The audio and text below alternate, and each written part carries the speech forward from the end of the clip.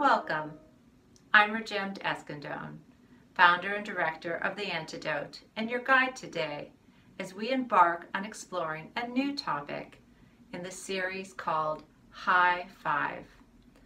I invite you to join with me as together we learn from one of the many pioneers of our time. Enjoy. Welcome.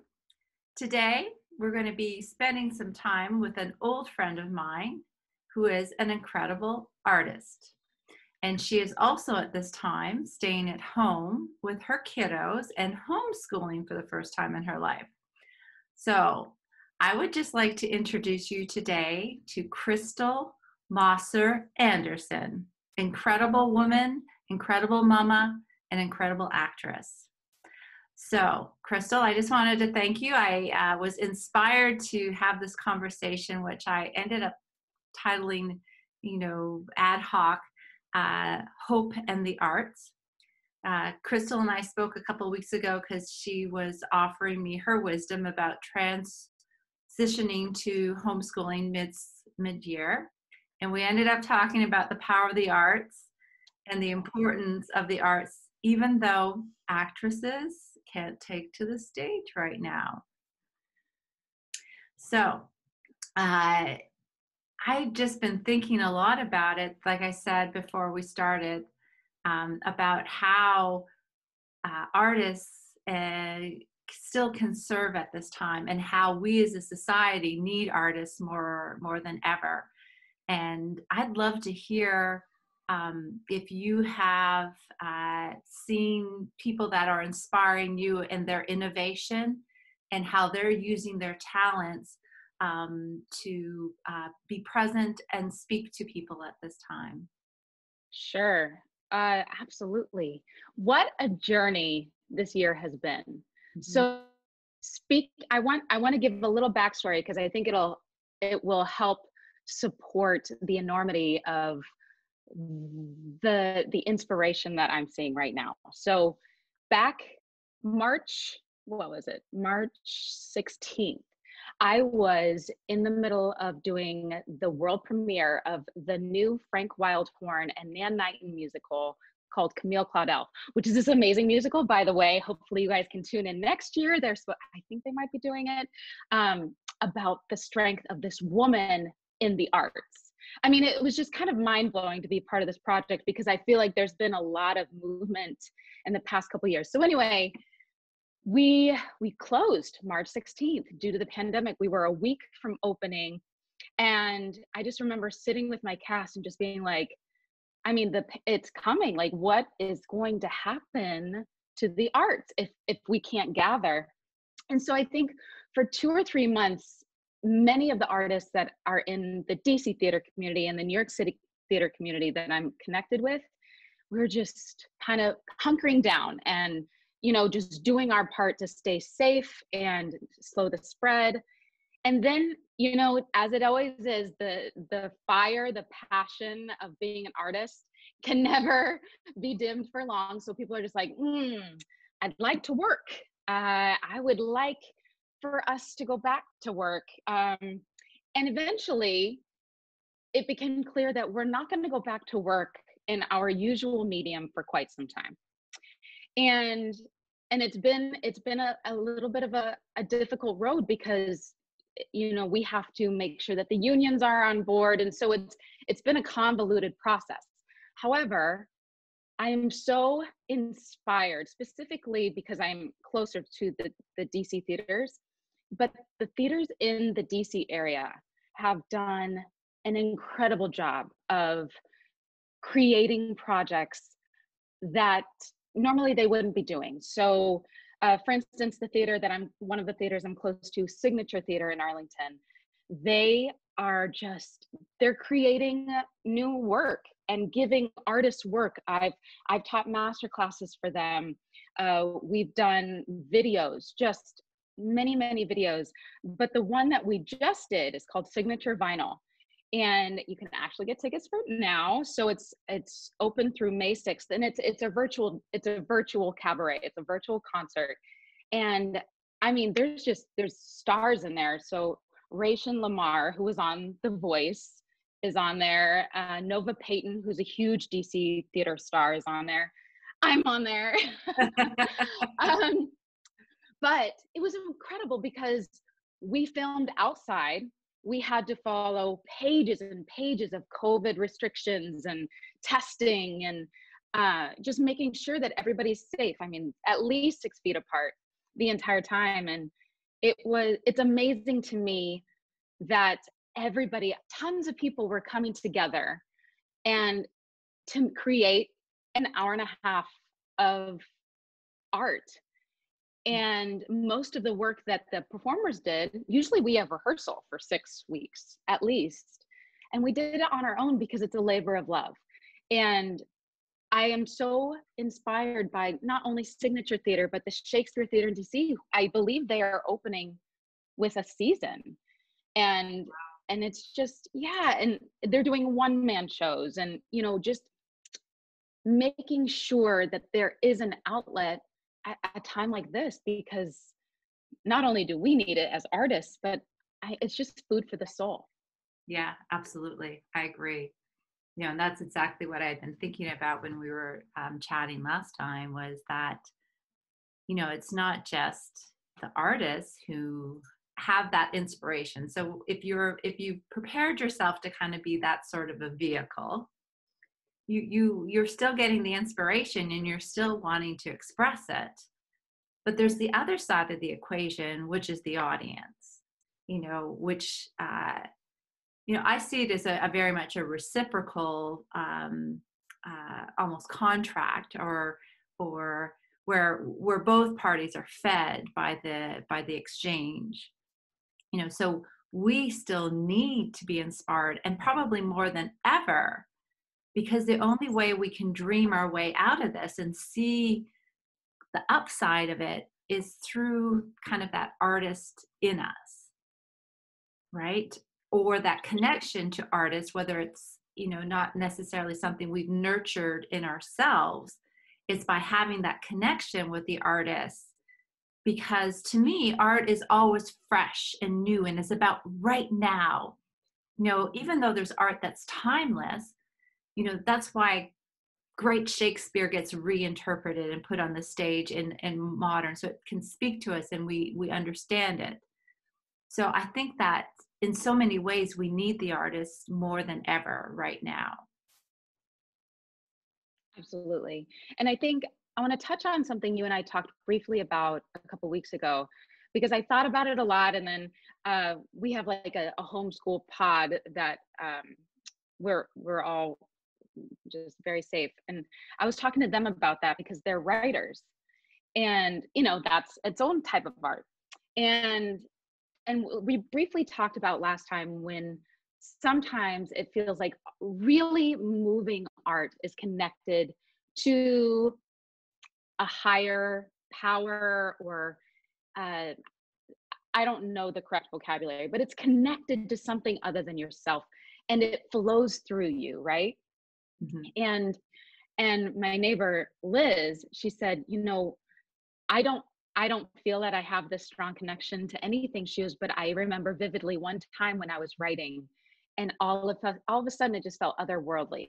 It felt like it wasn't me putting the words down on a piece of paper. It was flowing through me. She was like, it was a very cool feeling. And I feel like that's a lot of what the artists are feeling when we're on stage, when it's going well, is that kind of connection. And that is why it is so thrilling to be able to do that. And I think that's also part of the relationship with the audience, because we're all being connected and we're all sharing this energy, which to me has probably been the hardest part about not being able to readily connect with the community, is because I really share in people's energies. I feed off of it. So you're right. It's that connection and that relationship, the give and take between the audience and the artist. It just helps. It's invigorating. Mm-hmm. Mm-hmm. Well, and maybe the artist's journey right now, because the way that I've been seeing this time and understanding it, it's like we as a planet are being supported in retreating and being a little bit quieter than usual and a little bit more perhaps introspective, but stiller. We can't a lot of the outward activity that we do, including, so you as an actress, that's an outward expression, that now is more of a time of, uh, of cultivating more of an inner quiet or an inner stillness, which to me gives us an opportunity to perhaps reframe or restructure our form of expression. It's not that it's not still there, and it's not that there's still not a purpose for it. It's just an opportunity. We're being supported right now by where we as a planet are, because it is the planet we're talking about, right? Literally the That's, entire planet. that's the scope of it. Is like we are all, got like, 3 or 4 things that we have to do right now. Stay at home, or wear masks, wash our hands, stay away from, say, 6 feet apart. Like we all have the same rules. So, and they're simple. But given that kind of framework, what do we do with that? And how do you still express? So I don't know if that resonates with what you're experiencing or what opportunities you see for yourself right now, given that framework. Absolutely. I think that it's definitely given myself, at least, an ability to refocus and to examine where my passions lie. I know that initially there was a mass exodus of New York City by my actor friends. They were just like, no, not a good idea. I'm not going to elect to stay here and not work. And so they too had to re-examine and refocus. And many of them found that they were willing to now try something else, which is interesting. And I think that that's definitely something that has been on my mind. But again, I come back to the passion and the love, but it feels like it's more of just a more internal, solid belief. So before, it's something that I did. It's something that I love to do. But now, after re-examining it and considering other options, seriously considering other options, I mean, I find hope in the reserve that I have, that is like, no, I don't want to do anything else. Yeah. And I find hope in that. And I do see with my other friends, the other people in the community, they are finding incredible ways to come up with art, like podcasts and making cool YouTube videos, or recording, or exploring voiceover work and things of that nature. I also teach at the Metropolitan School, the arts down the street. And my students are so cool. And I really love the work that I do with them, because they are so hopeful. I mean, they're high school students, and they are so driven and so focused and so undeterred by a pandemic, because they know it's going to come back. Mm-hmm. And through my work with them, I teach every day. Through my work with them, I'm so motivated, because I'm just like, you're right. We are going to come back. And, I'm so grateful to have that constant reminder of this fresh passion. Mm-hmm. And that too has got that energy give and take. So that's been given me a lot of hope. Mm-hmm. Mm-hmm. Well, and it feels like as well that even though you don't have an audience or a stage, you're still an artist, right? That you're still, I find the journey that you just described that you've been on, where you've kind of circled back, and it's been more like a reaffirmation instead of something that you were, okay, this is what I do. You've stopped the pause that we're in has instead of making you less of an artist, is perhaps uh, um, affirmed, like you said, reaffirmed that you are an artist, so that doesn't change. It's just the platform and um, the cycle that you're in, because life is full of cycles.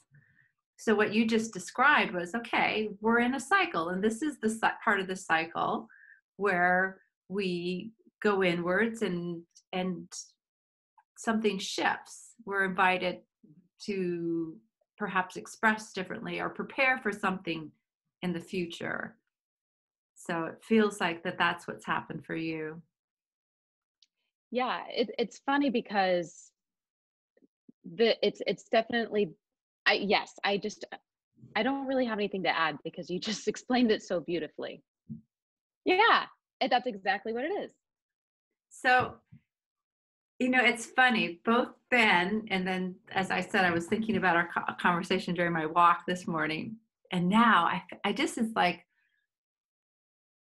curious to know, so you've explained a little bit of what you're doing, but is there any inspiration that you feel is calling you at this time that's new and fresh for you? Sure. So I've been so uh, uh, lucky to have worked steadily for the past 4 years here. And the music that I've been working on has always been in preparation for a show. And it hasn't been for the joy of it. Mm. And the first 3 or 4 months, I just didn't hardly sing at all. I mean, I was kind of grateful for a break because I'd been doing a show nonstop for the past 7 or 8 months. So I was just like, oh, this is kind of nice to just relax and not have to do any work. Like I did enjoy that for a little bit, but now I'm circling back and yeah, I'm starting to sing music and find music that I am passionate about, not just for my work, not just for the art's sake, but just stuff that makes my heart sing, as corny as that may sound. Not at all. I So, think that's it's actually interesting because I've been working on creating an online course, and I've been playing with a lot of different titles, trying to figure out what fit best describe what uniquely I was going to offer. One of the titles I came up with was leadership that sings. That. oh, I love that. I don't know. It's Oh, that one of gave me chills. did it? Yeah, because it's just like almost like when you hit the right note with your leadership, it sings. And it's not about having some sort of formula for leading, but it's more about being able to fine tune yourself so that you can hit your note for the day, which you as a Yeah, singer would understand. I do. I sure do. I love that. Yeah. What a great option. Well, maybe we could partner on it. Okay. Absolutely. Well, I mean, and I think that's too, like, the opportunity is interest is bringing together different modalities to that cross fertilize each other to create something new. It's interesting. There's a group that I'm on that kind of entrepreneurs, and the new term that I learned was, it's not about networking, it's swapping stages, so that you use each other's stages to share who you are, what talents that you are. And I thought it was an interesting concept to say, hey,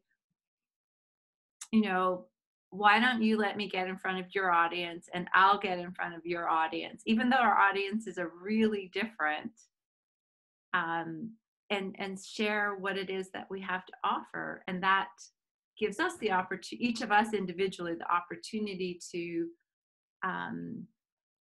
share what we have to know, what we know, But then by being in a different audience and the questions that they have and what they're interested in helps us express something that perhaps we didn't realize we knew in applying it. And that's sort of what I guess I felt the call was, and when I spoke to you as an artist, was that, you have a unique talent and maybe there's applications for it right now that you haven't even thought about. And, so I was curious to learn about what doors were opening up for you at this time as someone who's innovative and makes herself available and is courageous. Sure. So a lot of the theaters are beginning to start really, like I said, the momentum is beginning, and there's a lot of opportunity there. And it's strange because we're all learning to navigate what opportunities fit into this current lifestyle.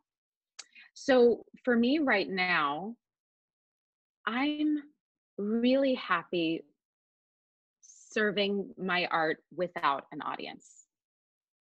Unless I'm called to do it uh, for one of the theaters right now, because I am so focused on my homeschool with my children, and just, while Justin's away, just keeping our year together, as just really kind of soaking up this opportunity to just be a unit. Yes. That I'm not looking to create something to share right now. I will share it if asked, but instead to just use it as a vehicle to keep myself moving forward. Yes. That's beautiful. Yeah, But I think that's not unlike us here, that we're seeing it, again, like what I had said earlier about, what these times are supporting us to do. So for us too, it's been very much about us as a family unit and just supporting what's needed there. And it's been a wonderful opportunity to just focus on that, or not necessarily focus, because just be with that, really, and that takes a lot of time to do just that. And that's okay for this period of time, because like your high school students so wisely have told you, it's a cycle. So we're going to come out of it. So there's no use trying to make it the other end of the cycle when that's not where we're at. absolutely. So Yeah, it's yeah, the ability to uh, be comfortable, and I've found even enjoy the stillness of being in my space. yes, agreed. And I have enjoyed that part of it. At the beginning it was tough. Yeah. Well, if you've been going full out being on stage and that stops suddenly, of course, that's a huge adjustment. You have to find, yeah, it's an adjustment. So sounds like you've handled it gracefully. Thank you. Yeah.